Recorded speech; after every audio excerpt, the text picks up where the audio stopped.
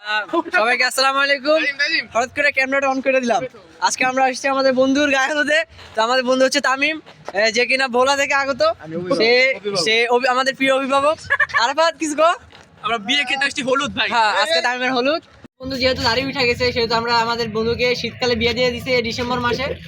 আমার বন্ধুর উষ্ণতা প্রয়োজন, তাই আমার বন্ধুকে আমরা বিয়ে দিয়ে দিচ্ছি। রাবি কিছু গো ভাই, না আছে দাড়ি, না পেলাম নারী।